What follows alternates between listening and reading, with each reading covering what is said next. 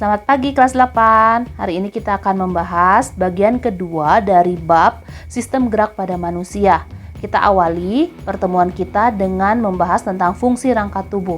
Fungsi dari rangka tubuh manusia adalah memberikan bentuk tubuh, menegakkan tubuh, tempat melekatnya otot, tempat menyimpan mineral, juga tempat menyimpan energi.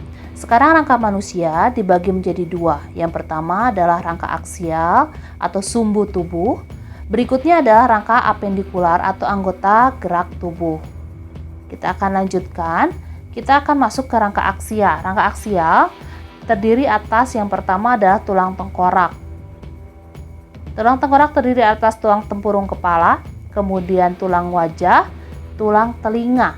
Untuk lebih jelasnya, bagian-bagiannya kita bisa lihat di gambar, diawali dari tulang dahi, tulang baji, tulang air mata, tulang hidung, tulang pipi, tulang rahang atas, tulang lidah, tulang rahang bawah, tulang tengkorak, tulang pelipis, tulang ubun-ubun. Ya. Jika kalian ingin mengamati lebih jelas lagi, silakan kalian buka di buku cetaknya, ada di buku cetak kalian. Kita akan lanjutkan berikutnya. Rangka aksial yang berikutnya adalah tulang belakang atau vertebrae.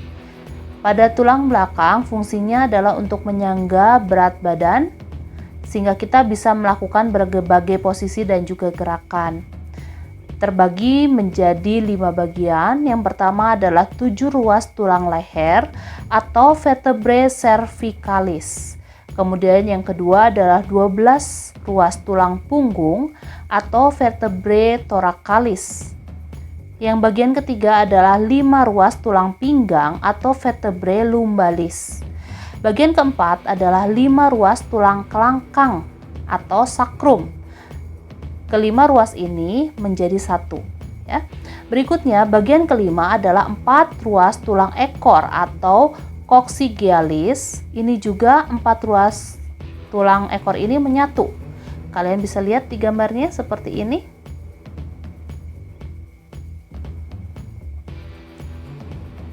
Oke, kita lanjutkan. Yang berikutnya, rangka aksial yang berikutnya adalah tulang dada atau sternum dan tulang rusuk atau costae.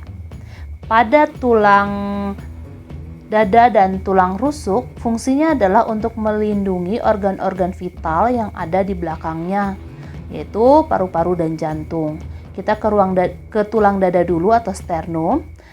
Ada 3 bagian. Bagian yang pertama adalah bagian hulu atau manubrium sterni. Fungsinya adalah tempat melekatnya tulang selangka. Bagian kedua adalah bagian badan atau corpus sterni. Fungsinya tempat melekat rusuk sejati. Bagian yang paling terakhir adalah tajuk pedang atau processus sipoid. Ya. Tulang rusuk atau costae dibagi menjadi 3 bagian. Yang pertama adalah 7 pasang tulang rusuk sejati atau costae vera. Kemudian 3 pasang tulang rusuk palsu atau costae spuria. Yang ketiga adalah 2 pasang tulang rusuk melayang atau costae fluctuantes. Silakan kalian lihat gambarnya. Tuh, kalian bisa amati di buku cetak kalian ya. Oke. Baik, kita lanjutkan berikutnya. Rangka aksial yang berikutnya adalah rangka apendikular atau rangka anggota gerak bagian atas. Terdiri atas gelang bahu dan juga tulang lengan atas.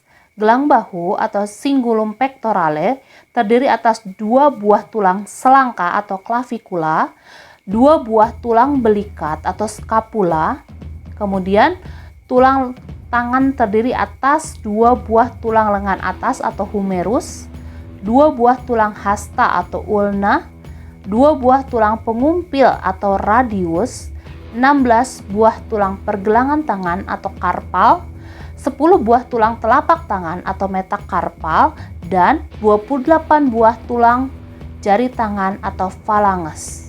Silakan kalian lihat gambarnya.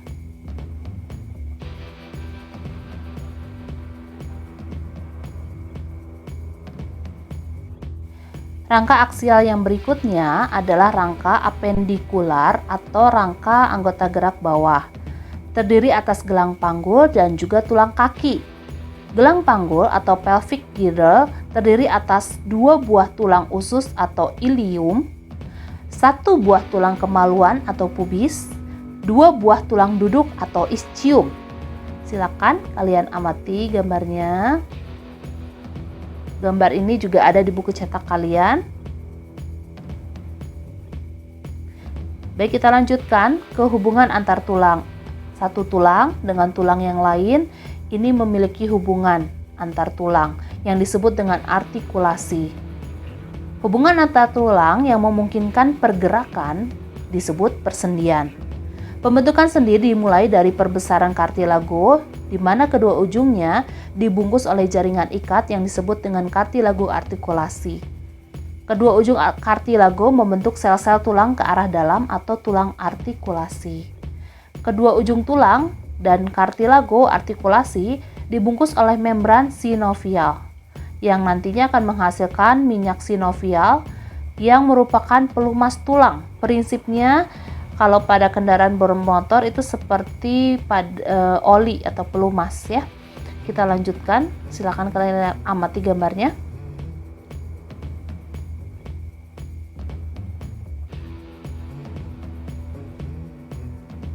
Hubungan antar tulang yang pertama itu adalah sendi mati atau sinatrosis, merupakan hubungan antar tulang yang dihubungkan oleh serabut jaringan ikat sehingga tidak dapat digerakkan.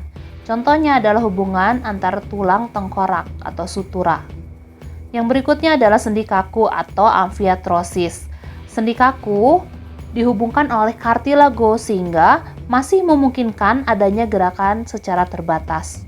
Contohnya adalah sendi antar ruas tulang belakang, sendi antar tulang betis, dan tulang kering. Berikutnya adalah sendi gerak atau diartrosis. Merupakan sendi yang tidak dihubungkan oleh jaringan ikat sehingga tulangnya tidak dapat bergerak bebas. Tersusun atas mangkuk sendi, bonggol sendi, pembungkus sendi atau ligamen, dan cairan sendi atau cairan sinovial. Sekarang kita akan membahas sendi gerak atau diartrosis. Ada 4 macam. Yang pertama adalah sendi engsel, sendi peluru, sendi pelana, dan sendi putar. Silahkan kalian lihat gambarnya. Baik, kita lanjutkan. Sendi gerak yang pertama adalah sendi engsel, di mana salah satu tulangnya hanya dapat digerakkan ke salah satu arah. Contohnya adalah lutut, siku, ruas antar jari. Sendi gerak yang berikutnya adalah sendi peluru. Sendi peluru ini memungkinkan terjadi gerakan ke segala arah karena kedua ujung tulangnya berbentuk mangkok dan juga bonggol.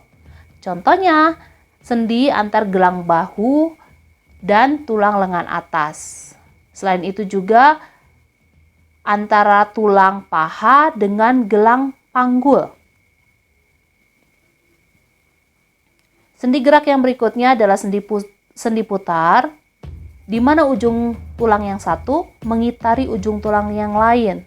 Ya, contohnya adalah sendi antara tulang atlas dan tulang leher, sehingga ini memungkinkan kepala kita berputar ke kiri dan ke kanan. Sendi gerak yang berikutnya adalah sendi pelana. Kedua ujung tulang membentuk sendi berbentuk seperti pelana dan berporos 2 ya. Contohnya adalah sendi tulang pada ibu jari, antara tulang telapak tangan dan juga ruas jari tangan. Nah, materi hari ini bagian kedua ini saya cukupkan sampai di sini. Seperti biasa, di akhir setiap video pembelajaran selalu ada tugas untuk siswa. Silakan kalian amati tugasnya. Kalian diminta untuk mengisi tabel. Silakan buat kembali tabelnya. Kemudian kalian isi nama sendinya. Setelah selesai, silakan kalian kirimkan ke Google Classroom. Terima kasih banyak. Tuhan memberkati.